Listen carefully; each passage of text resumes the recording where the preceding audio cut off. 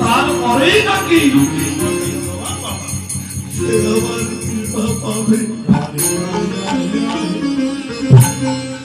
নারদ এই কথা শুনে বাবা তখন ফিরে আসছে।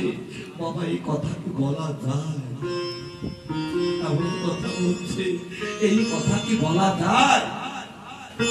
নারদ যাচ্ছে, কিন্তু নারদের বদনটা আরেকটু ঘুরিয়ে দিয়েছে। ওই মণিবরের দিকে আর তাকাচ্ছে না। মণিবর দাঁড়িয়ে বড় করে বলছে, ও ভাই নারদ, আমার কথা কি তোমার মনে নেই ভাই? আমার কথা কি তোমার মনে নেই? তুমি কি বলনি? নারদ কোনো কথাই বলছে না। আমি কোন মুখে কোন ভাবে এই কথা আমি ভক্ত মণিবরের কাছে বলি? তখন মণিবর নারদের সামনে বড় করে দুটি নয়নের জল ছেড়ে দিয়ে বলছে, ভাই তুমি একবার কৃপা করে বলো, তুমি কি বলনি?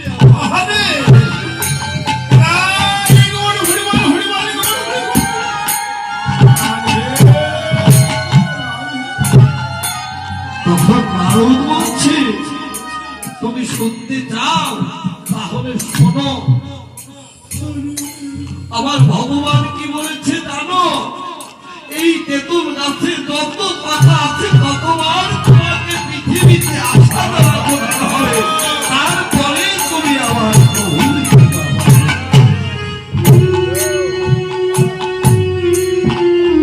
তখন মণিবর ইহার কথা শ্রবণ করে বড় জোরে বলছে, নারদ আমার প্রভু তো বলেছে তো একদিন তো আমার দেখা দেবে।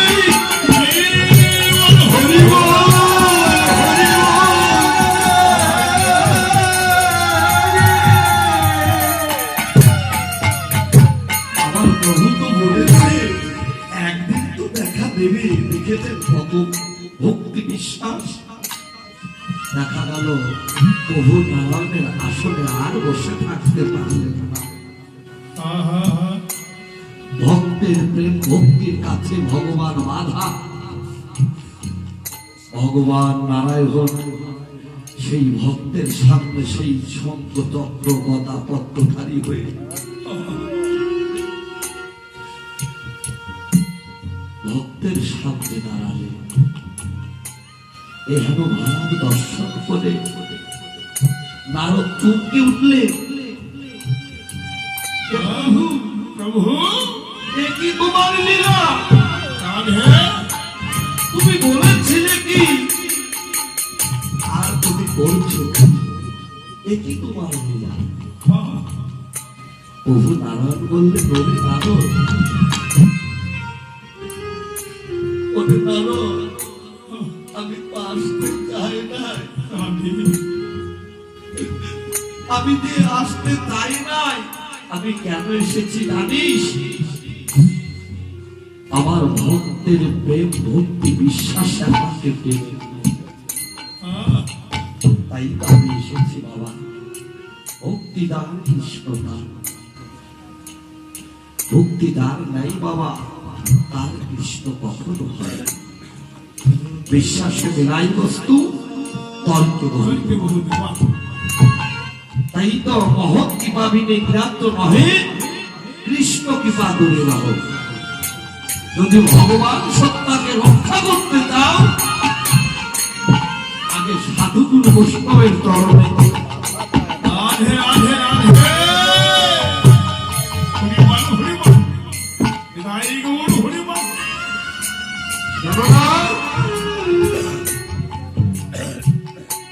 মহতের কৃপা যেদিন হবে, সেদিন আপনা আপনি আমার ভগবানের কৃপা। আর যতদিন মহতের কৃপা হবে না, বৈষ্ণবের কৃপা হবে না, সাধুগুরু বৈষ্ণবের কৃপা হবে না, তো ততদিন আমার গোবিন্দের কৃপা তোমার হবে না। তাই তো মহাজন বললে, যদি সেই প্রেম তাকে ধরতে চাও, সেই সংঘাতটা জানতে চাও, আগে নিজেকে নিজে জানো, নিজেকে নিজে তৈরি করো। সাধুগুরু বৈষ্ণব দিনের কৃপা হলো, একের কৃপা ভিন্ন জগৎ নরকে গেল। জগতের বুকে এসে সাধু সঙ্গ করলাম, গুরু সঙ্গ করলাম, বৈষ্ণবের সঙ্গ তো করলাম বাবা, কিন্তু কোনোদিন আমার এই একের কৃপা আমার হলো না। একটাকে একটা হলো আমি, আমার দশেন্দ্র ছয়ের উপর রাধা হলো মন। আমি মনকে কোনোদিন কন্ট্রোল করতে পারলাম না, আমার মনকে কোনোদিন আমি দমন করতে পারলাম না, মনকে আমি কোনোদিন সাধু তৈরি।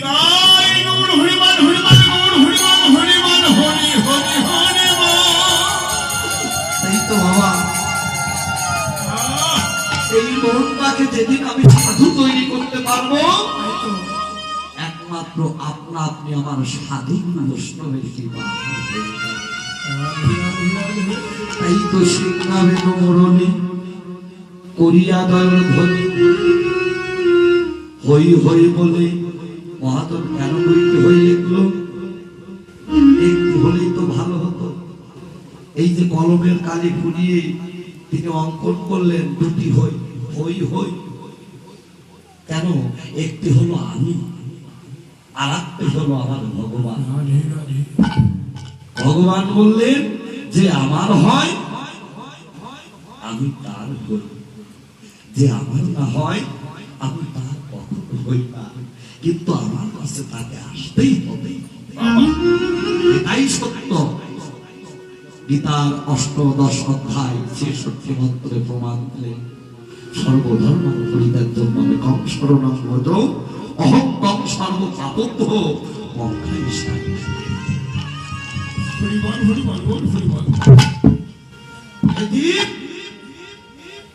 সর্বধর্ম পরিত্যাগ করে যদি তোমরা আমার চরণ লাভ করতে চাও, তোমার মানব জড়কটা যদি ধন্য করতে চাও, তাহলে আমার চরণে তুমি আত্মসমর্পণ তোমার দশেন্দ্র ছয়নি তাকে আগে বশ করো, তোমার দশেন্দ্র ছয়নি তাকে আগে জয় করো। যদি জয় করে সকাল সকাল আসতে পারো, তাহলেই তোমার গীতাই গৌর বলে কৃপা হলো করে পাওয়া। সপ্তম অধ্যায় 14 মন্ত্রে বললেন, দৈব হর্ষ গুণময়ী মম মায়া দুরাত্ময় মামে পথে প্রপতন্তে মায়া বিকান্তরন্তে। ভগবান বললেন, আমি এই দৈব মায়া দিয়ে জগৎকে বেঁধে রেখেছি। এই মায়াটাকে যদি কেউ অতিক্রম করে, দূরীভূত করে, যদি আমার চরণে মাথা নত করতে পারে, আমার চরণে আত্মসমর্পণ করতে পারে, একমাত্র সেই যে জগতে আমার কৃপা লাভ করতে পারে। কিন্তু বাবা, কৃপার আর একটা ভুল করে পাবো, কর্ম যদি না করি তাহলে কি ফলের আশা করা যায়? তাই তো গীতায় অষ্টম অধ্যায় 6 মন্ত্রে বললেন, যম যম ব্যাপী শরণং ভব যজ্ঞে করে নরম তম তম বৈদিকন্ত্য সদা তদ্ভাবে ভাবিত। হে অর্জুন, এই জগতের মানুষ মৃত্যুবরণ কালে যাহা বলিতে বলিতে প্রাণ বিয়োগ হয়, আমার পুনরায় সেটার মধ্যে তার জন্ম। বাবা, তুমি যে কর্ম করবে সেই ফল তোমাকে ভোগ করতে হবে। মৃত্যুবরণ কালে যাহা বলিতে বলিতে প্রাণ বিয়োগ হবে। দেখবেন এই জগতে অনেকেই মৃত্যুবরণ বলে আমার প্রভুর নাম করতে পারে, আবার অনেকে বলে আহার ওই ব্যক্তিটা মরে গেল, মারা গেল, ওর কানে একটু হরিনাম কৃষ্ণ নামও দিতে পারলাম না, ওর মৃত্যুটা শুভ হয়নি। না, আমার নাম দেবে কর্মে সেই আশাই থাকলে হবে না। যারা সকাল সকাল গুরু গোবিন্দের চরণে দেহখানা আত্মনিবেদন করে, তারা সৎকর্ম করে, সুচিন্তা যাদের মধ্যে থাকে বাবা, ওই মৃত্যু বরণ করে তার নিজের নাম নিজে করতে করতেই তিনি কেননা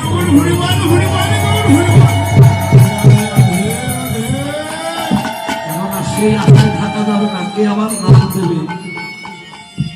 নিজের নাম নিজে করতে হবে। যদি নিজের নাম নিজে করতে করতে আমি জগৎ থেকে বিদায় নিতে পারবো বাবা, সেদিন আমার এই জগতে আসা হবে ধন্য, আমার মানব জন্ম হবে ধন্য। এই মায়াময় জগৎটিতে সেদিন আর বারে বারে আসতে হবে। তাই তো হই হই যে আমার হয়, আমি তার হই। হই হই বলে ওরা ফিরায় পাতনি। পাতনি মানে কি বাবা? পাতনি মানে হলো পাঁচজনের ইনি, নিতাই গৌর সেবা সদ্বৈত গদাধর। আর এক পাতনি মানে বৃন্দাবনের ধেনু তরানো লাঠি, তার এক নাম পাতনি। তাই তো আমার ভগবান গৌরহরি সেই লাঠি তো নেই, সেই লাঠি কি আছে বাবা? আছে। জানে কারা? এ জগতে সুসাধু দ্বারা তারা সাধুত্ব রক্ষা করতে পারে, তারা বৈষ্ণবত্বকে রক্ষা করতে পারে। নিত্য নিত্য এ জগতে তারাই তাদের লাঠি এখনো আছে। পলকে তার প্রলয় ঘটে যায়, তার লক্ষ্য ঠিক আছে। মতি, মতি মানে মন, মতি মানে লক্ষ্য। তার মতি ঠিক আছে, তার এই দেহের রতিটাও ঠিক আছে। গুরু কৃপা বলে যার রতি ঠিক আছে, তার এই মানব দেহের জ্যোতিটাও। তাই তো আজ আমার ভগবান গৌর হরি দুটি বাহু বছর করে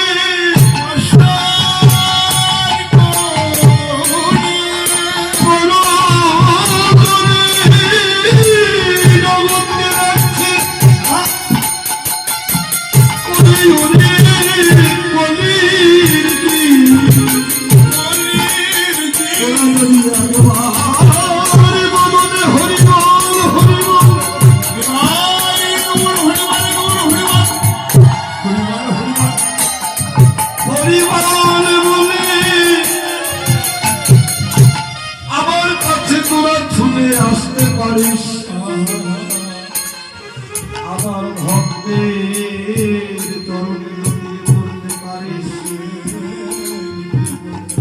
যদি ভক্তের চরণ ধরে মানতে পারিস, যদি হরিবল হরিবল বলতে পারিস।